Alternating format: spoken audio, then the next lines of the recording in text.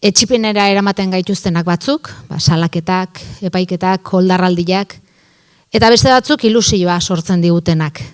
Korrika jendetsuak, euskaraldia bihar hasiko dugu, herri sortzen dien ekimenak eta bestelakok. Bestik beste, ilusioa eta herri gogoa piztea du helburu ekainan 7ko Bilboko gure eskuk Bilbon deitu duen ekimenak, eta herritarrak ara deitzeko eta girotzeko ekimenen artean kokatu dugu gaurko mahai inguru hau. Egun hoitan, euskara dugu hizketagai, bihar txapa jantzi eta ariketa erraldoiai ekingo diogu, bino noraino iritsi gaitezke iten dugun honekin. Izan aldaiteke Euskal Herri Euskalduna buru jabetzarik gabe, hoi da gure gaurko galdera potoloa. Holtzan ditugun 3 lagun hauei aletzeko eskatuko dieguna. Alde batetik, hementxe dugu Idurre Eskizabel Larrañaga, Euskalgintzan Kontseiluko idazkari nagusia. Bestetik, Intza Gurrutxagaloidi, Euskal Herrian Euskarazeko kidea, eta Inigo Urrutia Libarona, abokatua, legelaria eta unibertsitateko irakaslia. Arratsaldeon, denai. Galdera nagusia zuzenian ez dugu botako, ez gara hasiko galdera potolotik, saiatuko ga hainbat gai aurretik lantzen, eta hasieran, bi multzo nagusitan banatu dugu gaurko mahai ingurua, alde batetik gaur egungo egoera edo testu ingurua zein den, eta bestetik aurrera begirako desio, ilusio, aukera, hoi denak. Eta lehenengoakin hasteko, egungo testu ingurua ere 3 zatitan banatuko dugu, kalia, erakundiak eta auzitegitako egungo oldarraldia eta gertatzen nahi den nagusia. Atzeko zaurrea hasita, alegia azkenekotik hasita, badakigu azken aldian, lan eskaintza publikotan, hizkuntza eskakizunen aurka jarritako salaketak, askotan eskakizuna berak kentzea iritsigea, gaur atzo jaso genuen Pasaiako udalak jarritako helegitean bertan bera, edo onartu ez dutenan berria, ez hoi bakarrik, dauneko ikusi dugu hizkuntza eskakizunak apaltzen hasiak diala hainbat erakunde. Eta igual, Idurrekin hasita, zenbatenoko kezka sortzen dizuete, hizkuntza eskakizunen afera honek, eta oldarraldi judiziala hitz egiten dugunean, zer da benetan horratzean dabilena, zein da hor dabilena, epaitegiak dira, igual nabarmen ikusten dianak, minon badakigor sindikatuak, alderdi politikoak, ze itxura hartzen diozue.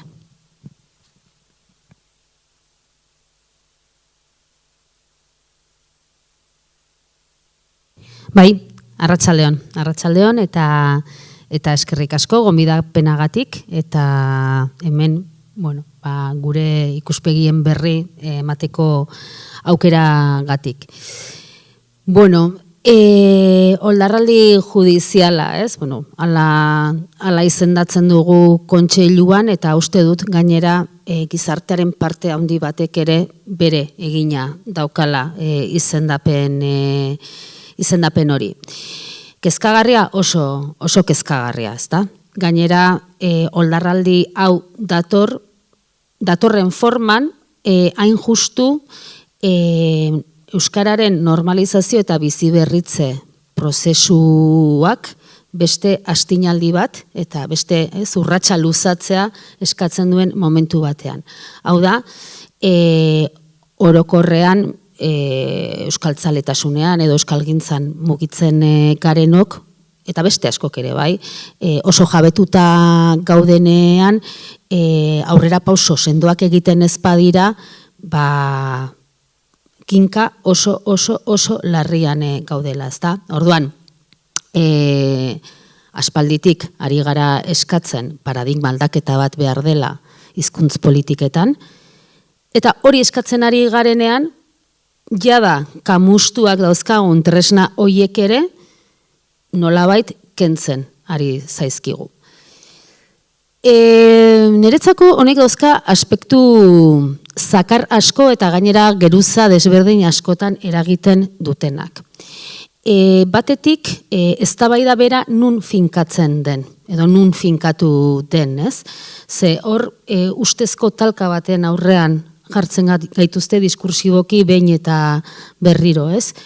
Lan eskubideak euskararen normalizazio eta biziberritzearen kintalkan baleude bezala, bai? Eta hor badago, ze oldarraldi judiziala dago, baina beste sakonera badauka Itziber, zuk aipatu dezun bezala, eta hor, desde luego, oldarraldi mediatikoa eta oldarraldi politikoa ere badago jakina, ez? Orduan, talka horretara eramaten gaituzte.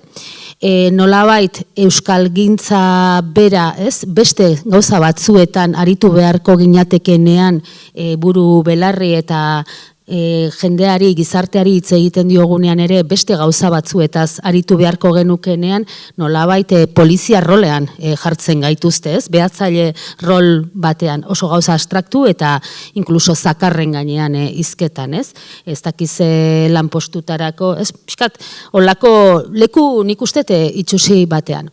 Eta sakonean nik uste badagola eztabaida politiko bat beharko lukeena erabat baituta. Ze hor sakonean, batzuk esaten ari direna da, gutxitutako egoera horretan dagoen hizkuntza, baina hiztun komunitatea berdintasun bide batera eramateko politika hoietan urrunegi joan zarete. Eta hori, berez, eztabaida politiko bat da. Eta txarrena da, eztabaida bera ere ebatzi egin dutela judizializazioaren bidez. Eta behin judizializatuta, hori eta beste gauza batzuk ere, asko hobeto azalduko ditu ziuraski Iñigok, badakigu panorama juridikoa zein den. Hoi da, eta Iñigori hortik tirata hoize galdetuko genioke, ez? Idurrek aipatu ditu lan eskubideak, binon epaileak zertan oinarritzen dira elegite hauetarako, eta...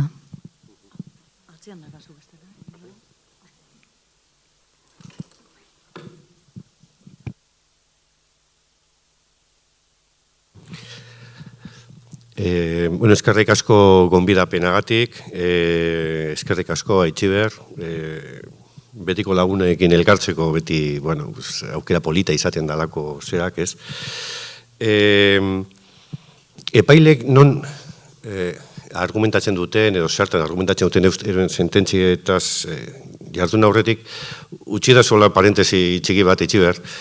Atxo oso berandu enteratu nintzen, Pepe Mujika, zuri gaitxez, hil zala, ez?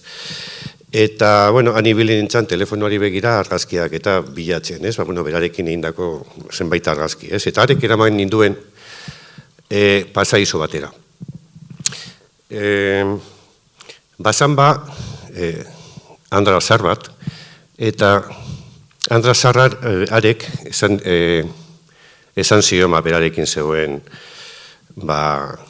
neska bati, ez? Esan zion, ni laster hilko naiz, eta nik nire legatua izango da, utxiko dizuedan legatu izango da, ezintasuna. Beste neskak ez zuen ondo ulertu. Ezintasuna, ze adirazi nahi izango du, ezintasunarekin. Eta galditu zion, ezintasuna urruti dago, eta Andra Zarrak erantzu zion belaunaldi batera, zuen esku dago. Beraz, oldarraldiaren aurrean ere, edo oldarraldiari aurre egitea, eta beste zenbat eta buru jabetzan sakontzea, gure esku dago. Ez iruditzen zait, berarekin bizitako ura benetan, baliagarria dela, hontan ere nola sakontzeko eta abiatzeko gaurko.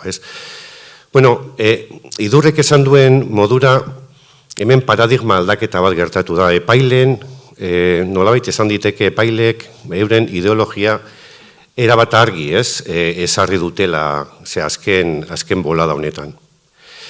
Egiten den, edo erabiltzen dituzten argumentua dira, berdintasuna hausten dela. Horrek, euskararen aldeko edozein neurri nolabait oposaketa batean lanpostu gehiago eskatzen badira euskarazko eskakizunarekin, euskarazko eskakizunik abekoa baino, horrek berez epaile hauen begietan ezberdintasun bat dakar. Eta ezberdintasun hori euskararen aldekoa izanik, hauek esate dute, bueno, hau ez da legezkoa, konstituzioak berdintasun erabatekoa ezartzen duelako, ez? Horrek eramaten gaitu, nolabait planteamendu bat egitera, eta da, bueno, claro, nolabait berdintasun printzipioak eskatzen duena da berdintasunezko tratamentua egoerak erabat berdinak ditenean, baina kasu honetan euskararen normalizazioa egin behar da, ekinez egin behar da, ez? Eta beraz tratamentu positiboak nahita eskoak dira. Berdintasun printzipiotik argudiatuta edo abiatuta, berdintasun printzipio aristotelikoak hori eskatzen du. Egoera desorekatuan dagoenari lagundu behar zaio, eta hori ez da berdintasun printzipioaren aurkakoa, hori neurri positibo bat da berdintasun printzipioak eskatzen duen hain zuzen, ez? Berdintasun printzipiotik hori, baina iruditzen zaite euskarak ere berdintasunezko tratamentu bat ere ez duela merezi. Euskal Herriko zera da, ez? Hizkuntza propioa da, berezko hizkuntza da, hizkuntza nazionala, ez? Eta, bueno, alde hortatik, nik uste dut, paradigma aldaketa bat ere beharko genuke. Hau da, norbanakoak euskalduntzetik, espazioak euskalduntzera eraman beharko gintuzke, planteamentu horrek, ez? Eta zein da arazoa, gaur egun dauzkagun sententziekin, dauzkagun epaileekin, dauzkagun zerak, zaila dela, nolabait planteamentu positiboak klabe hortan egitea, ez? Alde hortatik esango nuke oso sententzia ideologikoa direla, argumentu juridiko horiek oso, bueno, nolabait alde batera begira bakarrik egiten dutela, eta bueno, momentu honetan, ez egonkortasuna erabatekoa da, juridikoki ez egonkortasuna ikaragarria da, eta honek baita ere frogatzen duena da, konstituzio espainiarraren markoan eta Frantziako konstituzioaren markoan egin diren zutabe txoak edo zutabe horiek erabat auskor daudela momentu honetan. Ez beraz, aurrerago komentatuko dugu, baina iruditzen zait badela garaia jauzi kualitatibo bat egiteko, eta nolabait gure esku dagoela, ez? Eta hortan, nik uste danok hortara mugitzen bagara, iruditzen zait badela etorkizun egoki bat.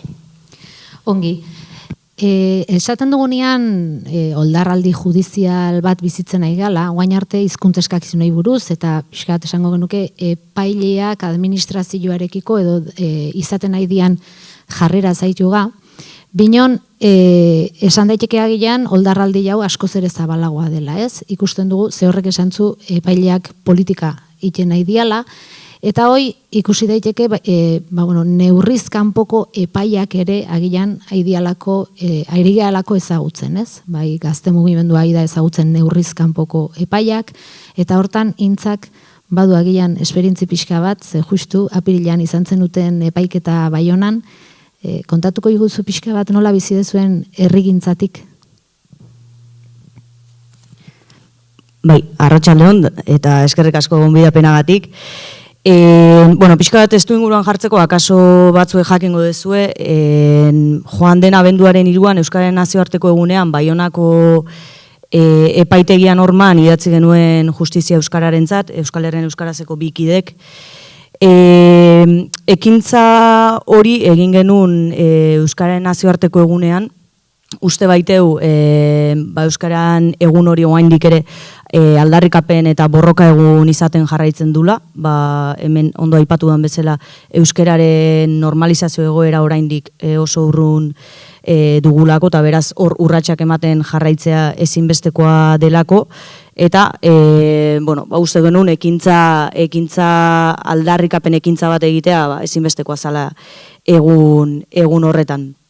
Eta, beraz, justizia euskararentzat epaitegi batean idatzi genuen, nolabait horrek lotura bat ere badu, hemen aipatzen gabiltzan oldarraldi judizial horrekin. Azken batean, baditugu bi konstituzio arrotz, Frantziar eta Espainiar konstituzioak, eta epaitegiek nolabait txapel horren baitan aplikatzen dute, horren baitan kokatuta dagoen legedi bat.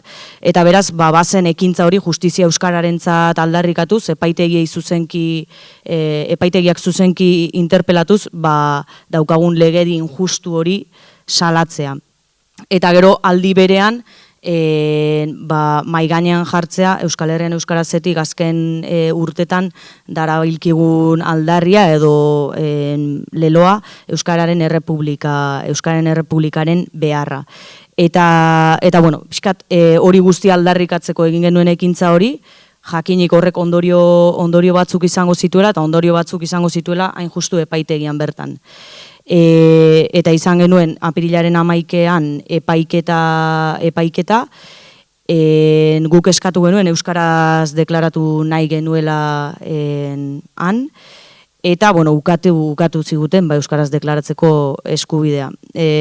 Nire kasuan argudiak eta izan zen euskarazko itzultzailerik ez zutela bilatu, eta Gorkaren kasuan, Frantziako Konstituzioaren 2. artikuluari erreferentzia eginez, ark esaten du frantsesa dela Frantziako hizkuntza ofizial bakarra, hori argudiatuz ez ziguten euskaraz deklaratzen utzi.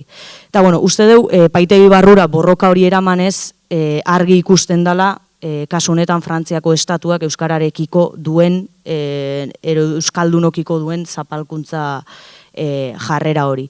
Eta pixka bat, horren baitan, horrela ikusten dugu. Eta gero aipatu bidazu, herri mugimenduekiko epaien arira edo nola ikusten gun kontua. Justu Aroztegikoek ere datorren astean dute epaiketa bat, eta zigor oso handiak gozten dizkiete, edo arriskatzen dira behintzat izatera. Eta zentzu horretan, nik uste dut oso arriskutsua dela herri mugimenduekiko dagoen jarrera hori, eta norabait desobedientzia ekintza bat egiten denean, eta gurekiko zapalkuntza bat salatzen danean, horren aurrean ematen diren zigor horiek, neurrigabeko zigor horiek oso arriskutsua direla, eta horrek ondorenean ere izan ditzakela ondorio handiak, eta beraz horren aurrean salatu behar dela, eta desobedientziarako aukera hori aldarrikatzen jarraitu.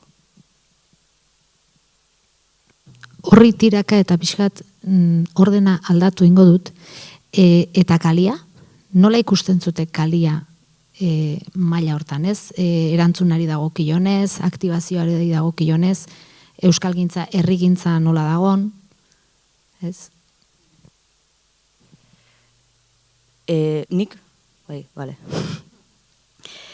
Egia da, euskaren aldeko borroka azken hamarkadetan ez dala lehentasunezko borroka bat izan, eta nolabait ustezko normaltasun horrek, edo, lortu euskara normalizazio egoera batera iristeko emandian aurrera pauso horiek, normaltasun egoera batean kokatu gaituzte, eta goen justu nik ustet, oldaraldi honek baita ere, horren kontzientzia ekarri digula, ez? Eskubide batzuk, borrokaz lortu diren eskubide batzuk, kendu nahian dabiltzala batzuk, eta horren aurrean herritarren aktibazioa ezinbestekoa dela. Nik ikusten dut inguruan, eta adibidez apirilaren 6an Baionan egin genuen manifestazioan bertan ere bai, badagoela herritarren artean beldur bat, eta aldi berean haserre bat gertatzen ari den guzti honen aurrean. Aktibazio maila bat lortu da, baina zentzu horretan eta euskalgintzatik diagnostiko orokor bat eginda, euskara larrialdi izena jarri zaio, ez? Larrialdi egoeran dagoela, eta berehalako aktibazio bat behar degula, eta herritarrei mezu hori helarazten asmatu behar dugu, aktibaziorako deia izan dadin, eta ez nolabait desaktibaziorako edo etxipenerako. Orduan, hori, nik ikusten badagoela aktibazio bat, baina biderkatu behar dugu oso denbora laburrean aktibazio hori gehiagora. Euskalgintzako kontseiluak ere ina du hausnarketa eta proposamena alde hortatik ere ez, oldaralditik indarraldira edo. Bai, hori da nahia eta hori da sortu nahi dena.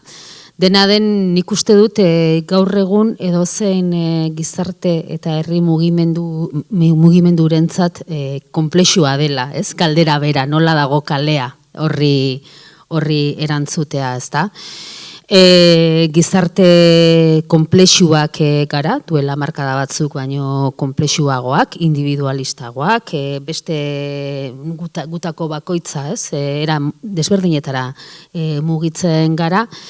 Eta esango nuke ez dela bakarrik gure arazoa, baizik eta mundura begira jartzen bagara, ez? Ez dakit, esate baterako, M15aren mugimendua eta ze hurbil eta denboran ze hurbil eta era berean ze urruti, ez? Eta edonork esango liguke, nolabait benetan, ez, elementu mobilizatzailea, ez, duela 10-15 urte, inork esango baligu, ez? Eskuin muturra izango litzatekeela benetako elementu mobilizatzailea momentu honetan, sinetxi ere ez genuke egingo. Baina ez hori hau ez zaigu guri bakarrik gertatzen. Orduan, alde batetik egin beharreko ariketa bat badaukagu, gizartea eta konplexutasuna alik eta ondoen ulertzen saiatzea, bai? Baina era berean eta nik uste dut hor badaukagula justu euskararen aldeko borrokak, euskararen normalizazioaren aldeko borrokak badaukala oinarri bat batzutan definitzen oso zaila dena baita ere, ez? Oso intangiblea dena, baina dauka mobilizazio gaitasun handi bat. Badakit oso adibide maiztua dela, asko erabiltzen dela, eta baina egiazkoa da. Eta korrikarekin gertatzen dena, hor sortzen dena, bada zerbaiten seinale. Beste adibide bat, eta guri oso hurbiletik tokatu zaiguna 2023ko azaroaren 4ko manifestazioa. Bai? Guretzako sorpresa handi bat izan zen. Bagenekien, bazeudela zumeak, zegia da, erreakzioan eta defentsan hobeto funtzionatzen dela, kale mobilizaziorako, bazeudela zumeak, aspaldiko partez mobilizazio handi bat izan zedin. Baina ez genuen inola ere espero alako handitasuna hartuko zuenik. Eta ez dugu kontseilutik hori arrakasta moduan bizi, baizik eta sintoma moduan. Hau da, uste dugu euskararen indar mobilizatzailea, bateratzailea, eta nolabait ez, komunitate, gizarte eta herri argamasa izatearena oso indartsua dela. Eta nik uste dut hori daukagula alde, batzuetan ez diogula behar besteko konfiantzarik ematen horri, esango nuke alderdi politikoek, eta baita euskaltzaletasunean eta abertzaletasunean kokatzen direnek ere, gaitasun horri behar baino garrantzia gutxiago ematen diotela, edo behar baino konfiantza gutxiago dutela horretan. Eta esango nuke baita ere, gizartean, honen inguruan dagon adostasuna, uste duguna, baino handiagoa dela. Orduan, konplexutasuna irakurtzen asmatu behar dugu, baina nik uste dut, badaukagula, oinarrizko, osagaia ondo bideratzeko eta berriro ere beste indarraldi bat edo beste pizkunde bat eragiteko. Hala bedi.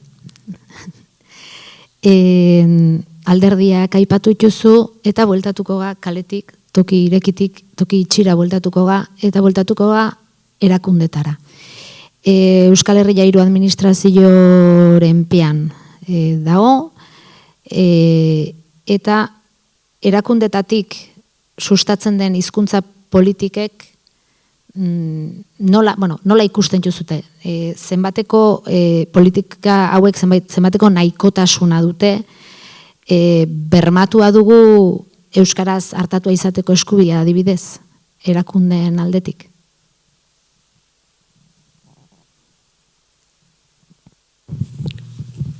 Bueno, gaur egun daukagun marko juridikoa ez da euskarak merezi duena.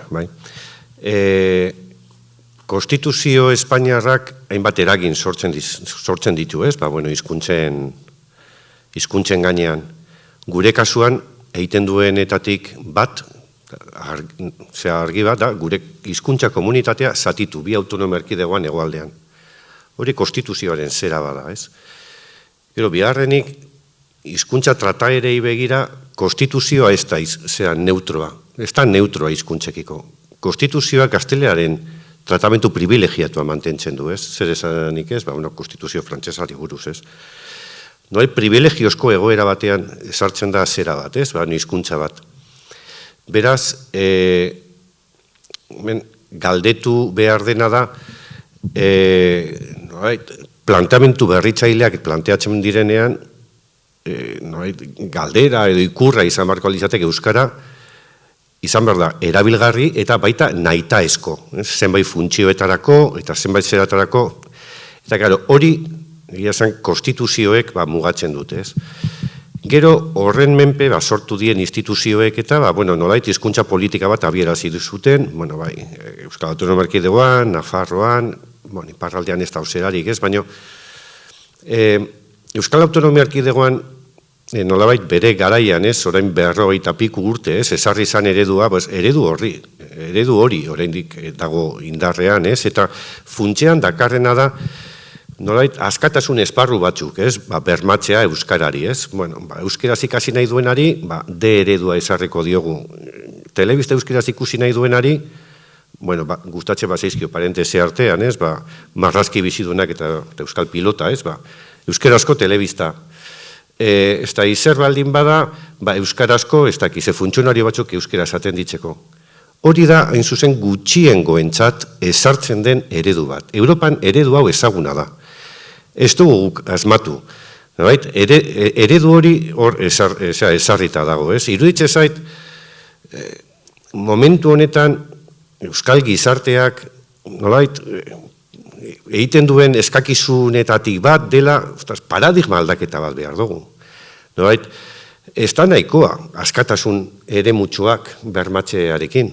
Beste estatus batera, ez, eran beharko genituzke gauzak, ez. Euskarari lehentasunezko estatusa ezarri beharko litzaioke zenbait, eta bermatu beharko litzaioke zenbait esparrutan, bestela oso zaila du, ez. Nolabait, horren hizkuntza handien artean, nolabait, da, partidua Bernabeun jolastea modura, baino zelaia jarrita goiti bera, eta euskararen porteria desente handiagoa eta beko aldean bestea baino. Ezke, hola, egia zan oso zaila da ez aurre egite. Iruitze zait, badela momentua, idurrek askotan, esaten duen horri heltzeko eta da, gatozen gizarte itun bat, beti gorako prozesu bat abiatzen, eta gatozen euskarari, euskarari zor zaion estatusa bermatzera behingoz, zeitik, hori da, eta Nafarroan zer esanik ez, zonifikazioarekin, hori ere oso zaila da ulertzen ikuspegi juridikotik niri zalantza handiak sortzen dizkit, baina hor dago, zalantzak zehaitik, zonifikazioa Europarko zuzenbideen arabera zilegia da euskararen aurrera pausuak, nolabait ahalbideratzen baditu, baina euskararen aurrera pausuak mugatzeko erabiltzen bada zonifikazioa, kasu hortan, ez da, nolabait, eredu hori, ez dator bat Europako hizkuntza gutxituen kartarekin, ez dator bat horrekin. Zalde hortatik, iruditze zait, badela garaia, hausnarketa sozial bat abiatzeko, eta hortik, nolabait, beste estatus batera, beste fase bat, beste urratz bat, ez emateko.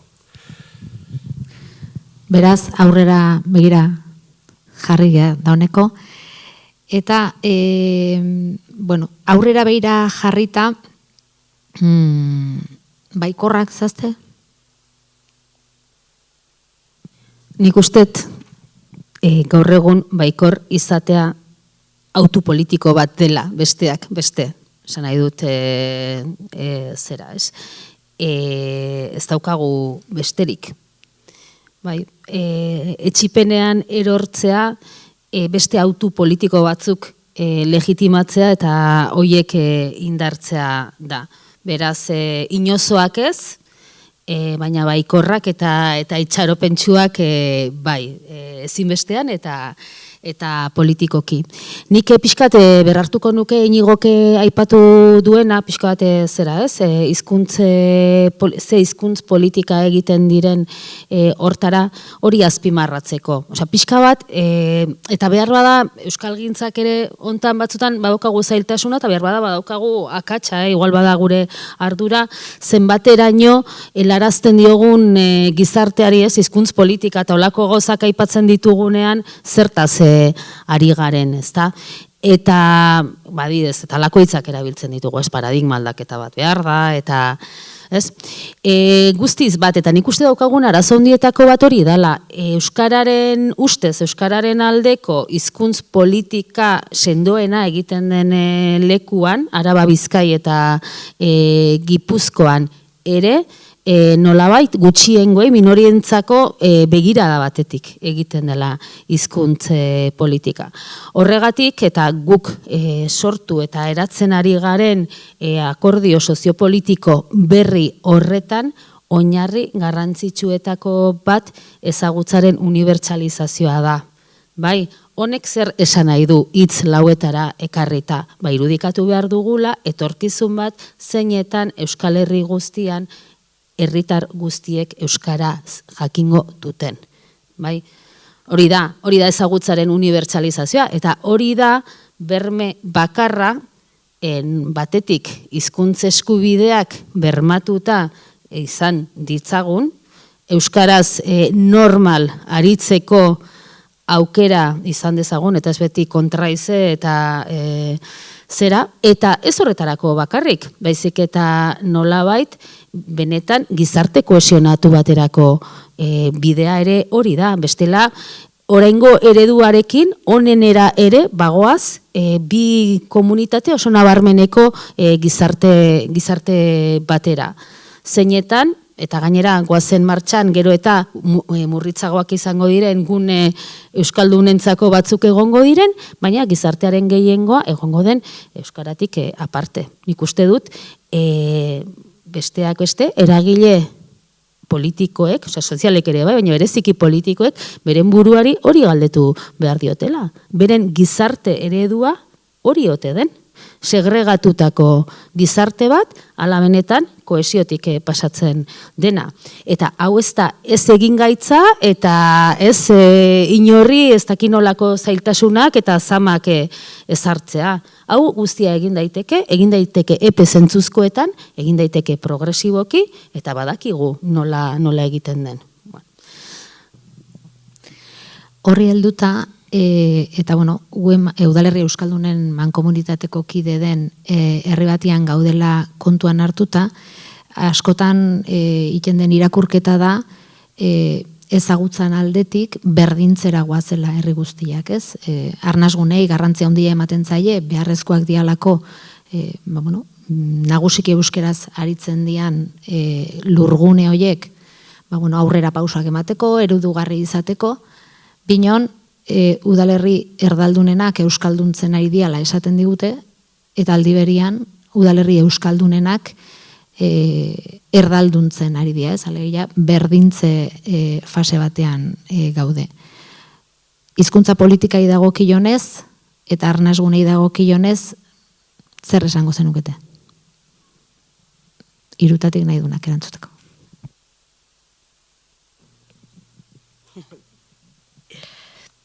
Bueno, ni beste arnasgune batetik nator, Getariatik. Ta hau askotan eztabaidatu deu, NHen baitan ere bai, nola arnasgunetakook askotan inertziaz aritze gehala euskeraz. kontzientzia politiko hori gabe.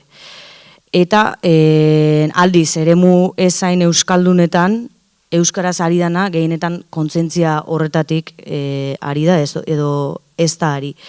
Eta arnazgunetan, nik inguruan ikustet, nola, aipatu bezun bezala, ez? Euskaren erabilera berantza doala. Eta hori nik uste badala ondorio bat kontzientzia horren faltarena. Naturaltasunez euskaraz egiten gabiltza, baina naturaltasunez pasa gaitezke erderaz egitera kontzientzia horren faltagatik.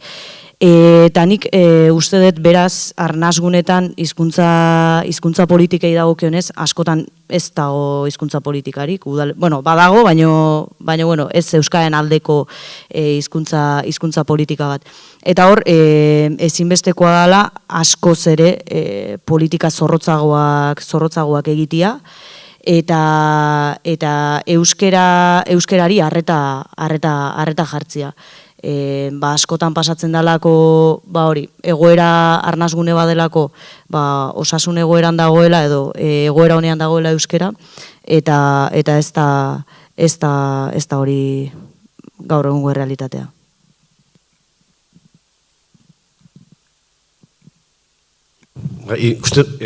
Ikuspegi juridikotik ere iruditzen badagoela, ez da, zerbait berri egiterik,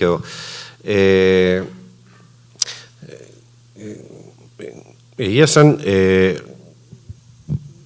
nola oso legislazio zaharkitua daukagu, noin 40 urtekoa, eta ez,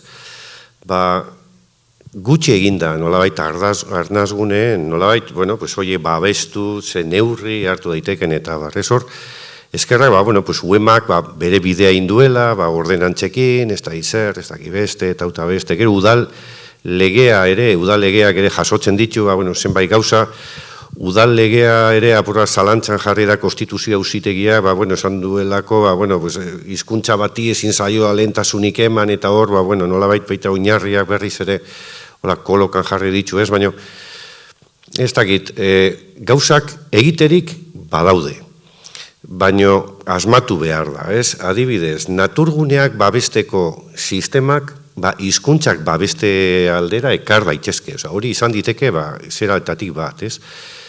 Hor badago, hizkuntzaren gainean edozen proiektu jarduerak ze inpaktu izango duen eta neurriak hartzeko moduak, horiek orokortu beharko liateke, ez dakit, nire hausnarketa da, ez dakit, batzutan ematen du zuzenbideak gehiago edo hobeki babesten duela alako koloredun, gorri koloreko amuarrain bat, erabiltzen den hizkuntza bat baino, ez? Alde hortatik, badago zer asmatzerik eta hori ez, gertatzen dena, iruditzen zait hori ere, noai planteatu behar da, eta noai teraman behar da, ez legeetara.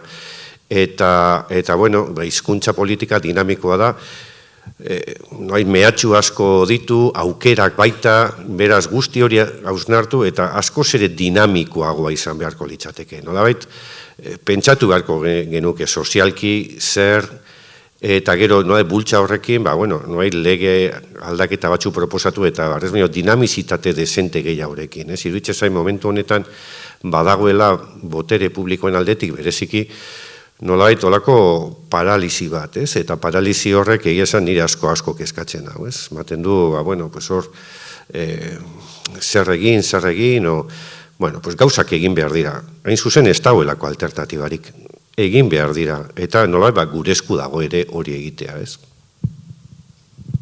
Bai, nik uste dut, arnazguneak izan beharko liratekela, zinateketela, hizkuntz politikarako gune aurreratu, zentzu guztietan, ez? Esan nahi dut, eta gainera uema bada, ez? Horretan aitzindari, bai eremu juridikoan, beste leku batzuetan, trakzio indarri izaten, ez? Erabakiak hartzerakoan, araudiak aplikatzerakoan, hizkuntz politika bera egiterakoan, dudarik gabe, hizkuntze praktikari begira ere ez? Oso garrantzitsua da, ez?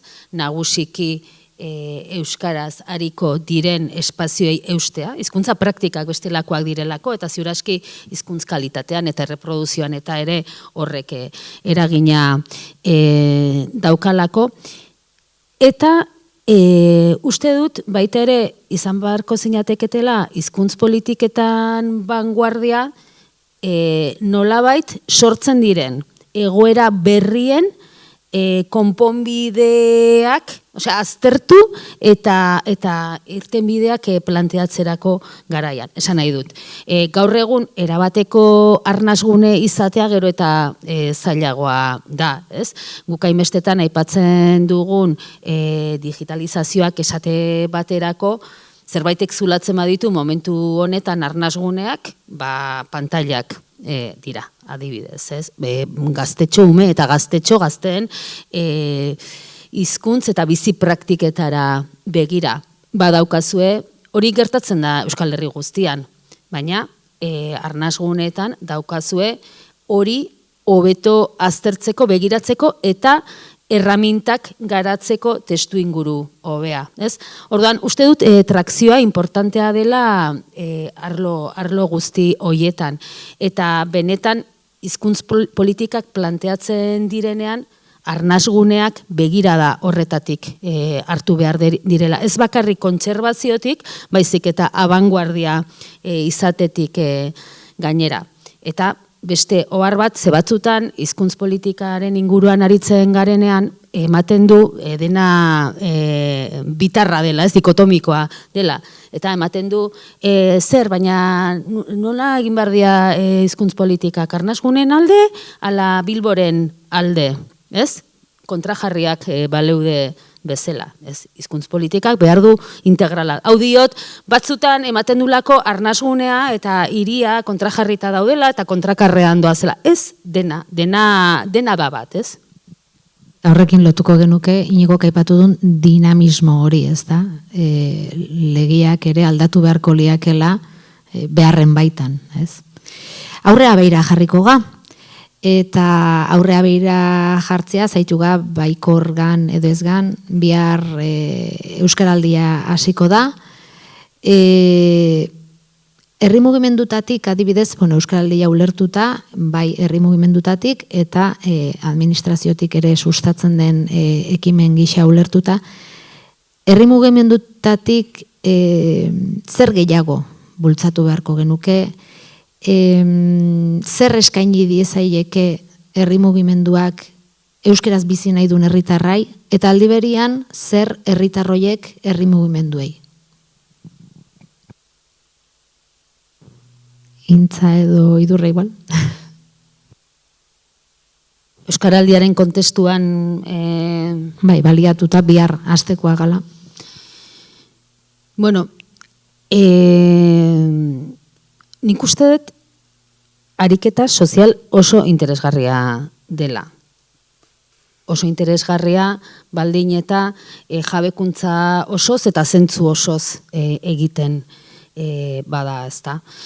Honekin esan nahi dut, nire ustez euskaraldiak baduela bertute bat, eta da nolabait euskaraz bizitzen alegintzen garenok egunero jasaten dugun nekezia horretan, ematen digula besteekin konpartitzeko momentu bat, ez?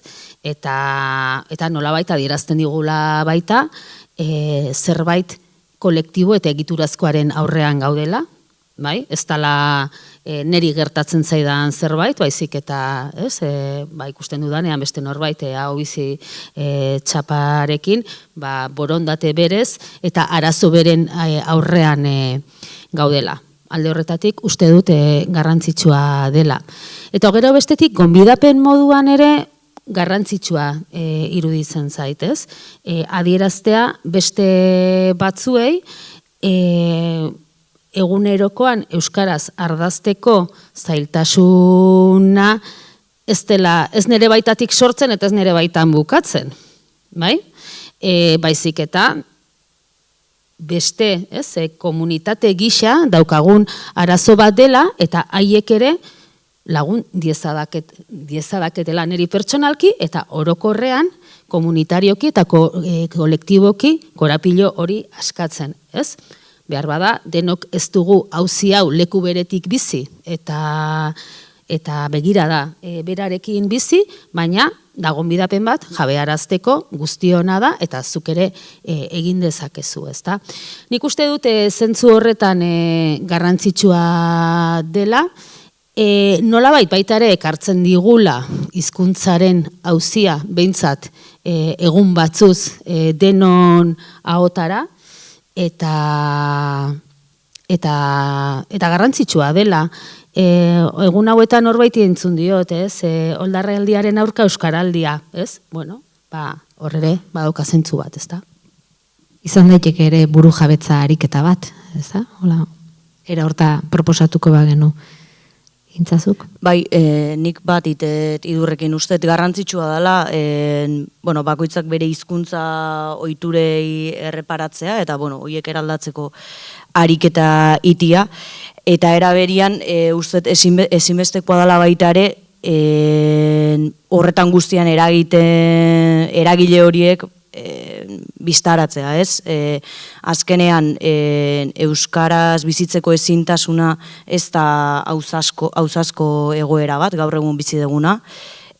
Gaur egun zapalkuntza egoera bat bizi dugu, eta egiturazko zapalkuntza egoera bat bizi dugu.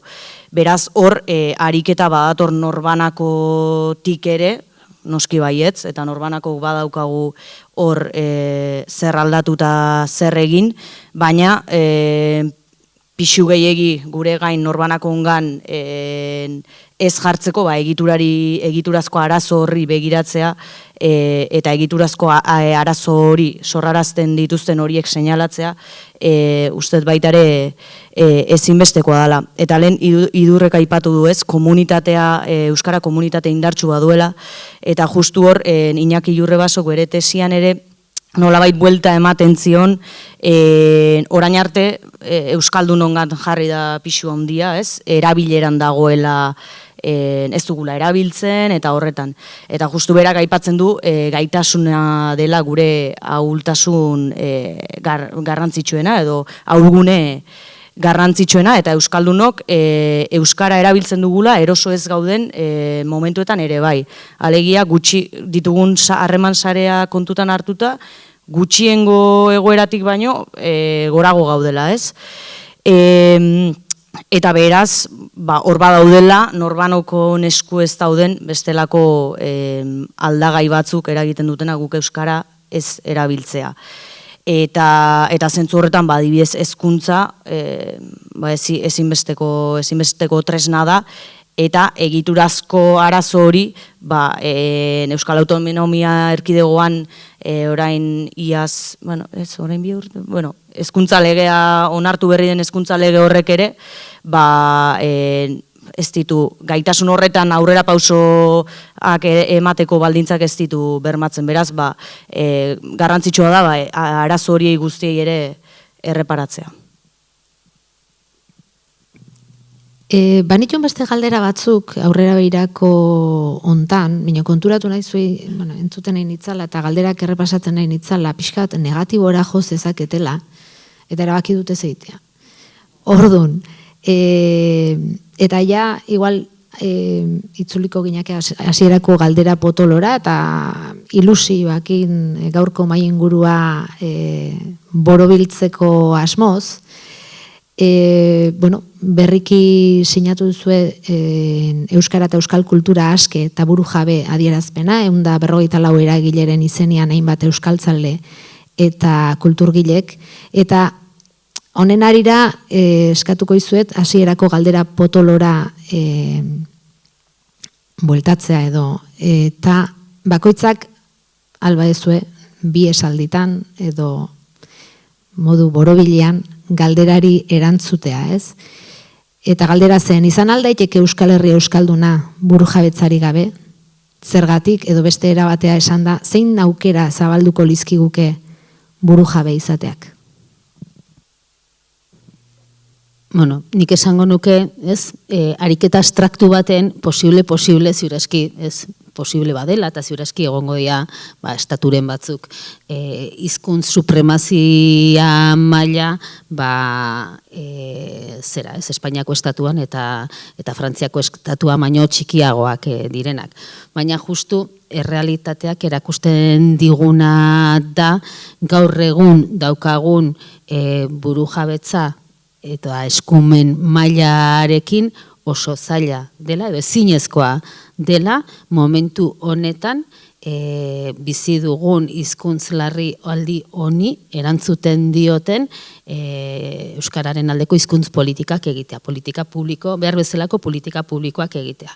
Lehen aipatu dut, egoera optimoena Araba, Bizkai eta Gipuzkoan dugula, autonomi erkidegoan eta hor ere erren gaudela, oldarraldi judizialak are eta errenago uzten gaitu eta galdera ikurrak eransten ditu. Nafarroara bagoaz, bueno, egia da, uste dut gainera, Inigoke behar bada zuzenduko dit, baina Europara begira jarrita oso egoera excepzionala dela, herritartasun eskubideen ikuspegitik, Nafarroan gertatzen dena, eta gainera hor badago, beste aldagai bat, eta nik uste dut Nafarroa dela, oso Nafarroak erakusten digula, besteak beste, politika publiko batzuk ez egiteak, ze kalte ekartzen duen, ez? Ze baldin bagoaz 1980 eta Arabako Errioxako gune batzuetara eta Nafarroako eremu ez euskaldun izendatutako horretara, errealitate soziolinguistikoa oso antzekoa da. Baina, Arabako Errioxan gaur egun beste leku batean gaude, ez? Hau da, politika publiko hoien eraginari dagokionez. Eta Frantziako estatuan, pentsa, badaukagu, Lapurdin bizi garenok eta Baxe Nafarroan eta Zuberoan euskararen erakunde publiko bat, aurrera urrats bat izan dena gutxieneko batzutarako, baina hain da gutxienekoa 2 milioi euroko aurrekontua daukala urtean.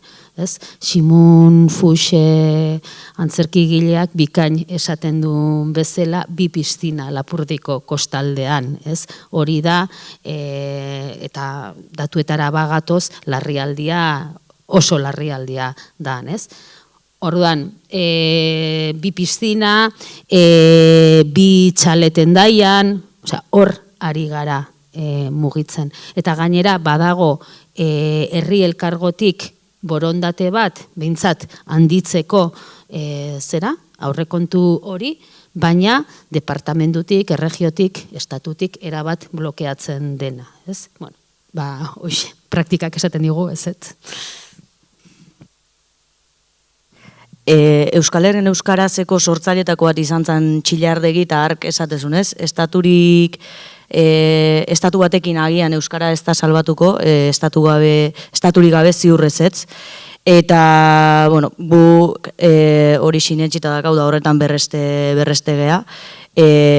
Hori, urteetako errealitateak erakutsi digulako, bi estatu horien baitan bestelakorik ez dela posible.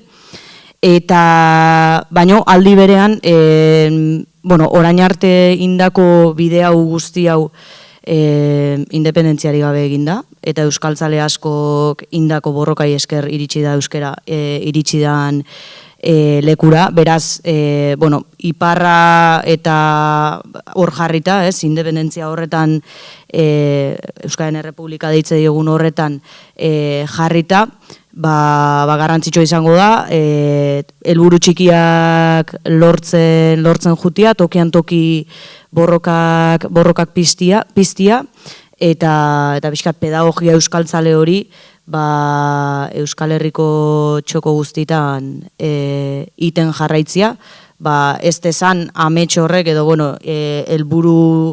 bukaerako helburu horrek gelditzera eraman, edo oso urruti ikuste duen helburu horrek nekatzera eraman.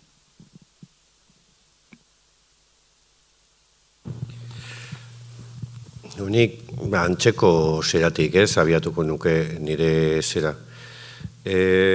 Momentu honetan, ez dakit, ezintasun batean gaudela dirudi, baina nik, ez dakit, bukatu nahi nuke ikuspegi positibotik, Pepe Mujikak egite zuen modura, Bueno, gurea, momentu honetan bizitzea da, hau da gurea, guri dagokiguna, atzeari begira tarteka, baina aurreari begira, eta orain egiten duguna aurrea baldintzatuko du, Beraz, geldirik egotea, ez da zera bat, gatozen aurrera egitera, ilusioz eta nolabait, ariketa kolektibo bat eginez, Alde hortatik, iruditze zait, euskarak asko ematen duela.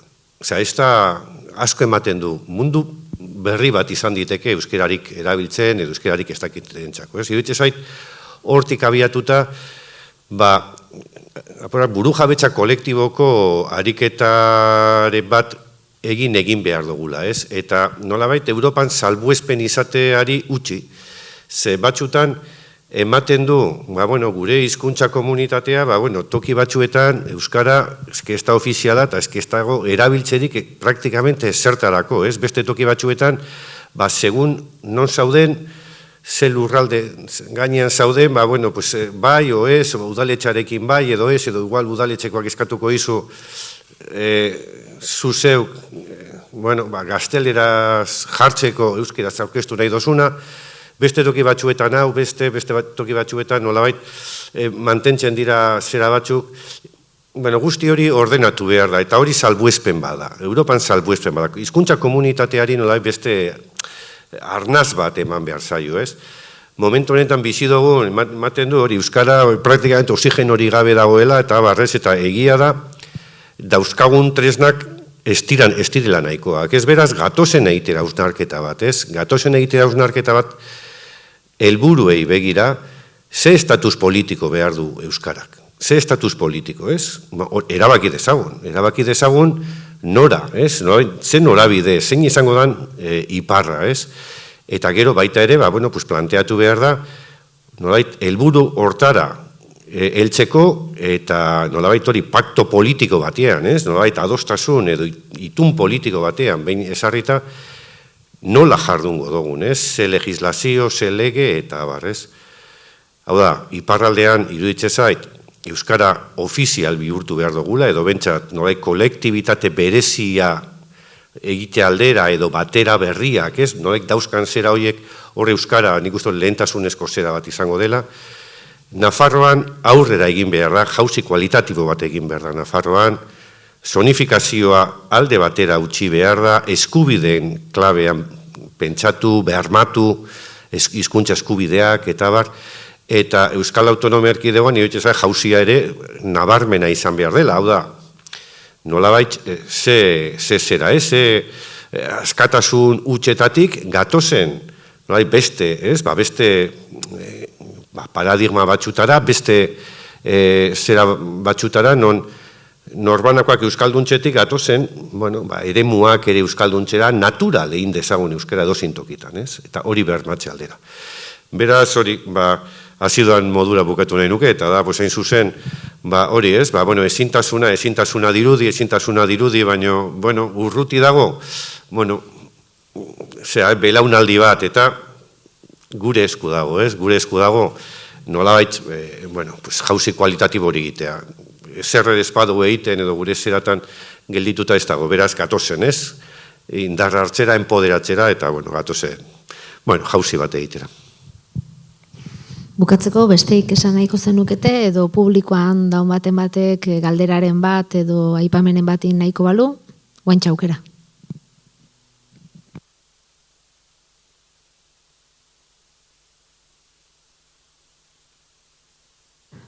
Bueno, besteik gabe,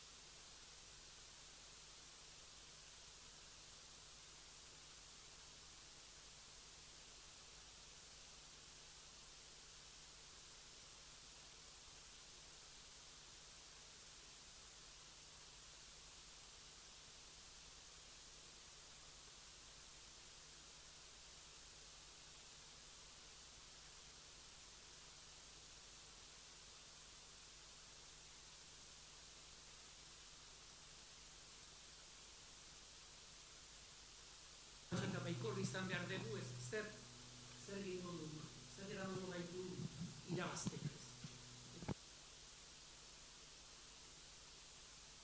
Bueno, nik uste, zuk deskribatu dezuna itxaropentsua dela, esan nahi dut. Esan nahi dut, esan duzu, Euskaraldiaren sortzaileetan izan nintzen, eta orain zalantza daukat txapa jarriko dudan, edo ez. Esan nahi dut, batetik adierazten du bizirik gaudela, ikasten ari garela, ez garela konformatzen, bai? Osakidetzarena ez da berria, Euskaraldiaren ez duela, noiz izan zen lehenengo Euskaraldia, duela 8 urte, gutxiago igual, ez, 6.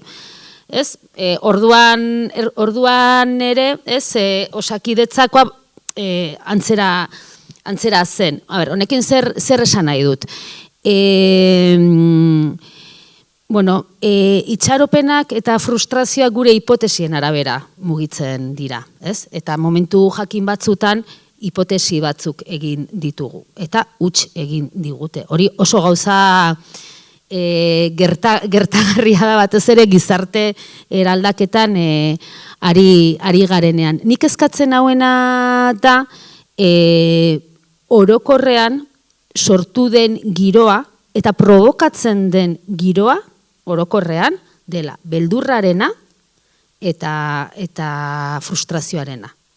Osea, provokatzen den zerbait eta gaina esango nuke badagola ez naiz bat ere konspiranoikoa, baina badagola logika, ez Euskal Herria gainditzen duen logika bat, hortara eramaten gaituna. Eta besteak beste, eskuin muturraren goraldia horren guztiaren emaitza dela. Alde horretatik diot ezinbestekoa zaigula, politikoki itxaropentsuak eta baikorrak izatea. Eta igual momentu honetako ariketa politiko importanteena eta zailena da itxaropen hori zertan oinarritu eta zertan finkatzea, ez? Baina hor gaude, eta badaude itxaropenerako zantzuak beti. Hau da, badaude gazteak, badago arrazoi biologiko bat, arrazoi biologikoa jazta gurea, beste batzuena da, baita ere datozenak tokatzen ari zaien mundu hau bestera batera irakurri nahian. Gutxiengoa dira, baina badaude eta badira, ez? Bueno, hor ere itxaropentsu izateko arrazoi importante bat, niretzat. Ongi, nik olakotan askotan esaten dut, gauden tokian gaude dugunari esker eta egiten dugunari esker, eta gauden tokian gaude iten uzten ez digutenagatik, ez? Eta iruditzen zait momentu hontan eta herri libre bati buruz hitz egiten dugu, Euskal Herri Euskaldun libre bati buruz hitz egiten dugu, eta gelditzen zaiguna inxuxen igualoi dela, ez?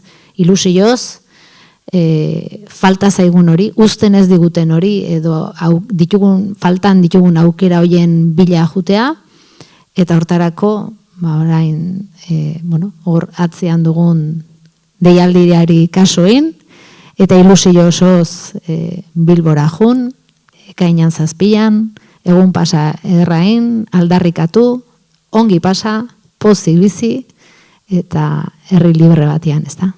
Eskerrik asko denei.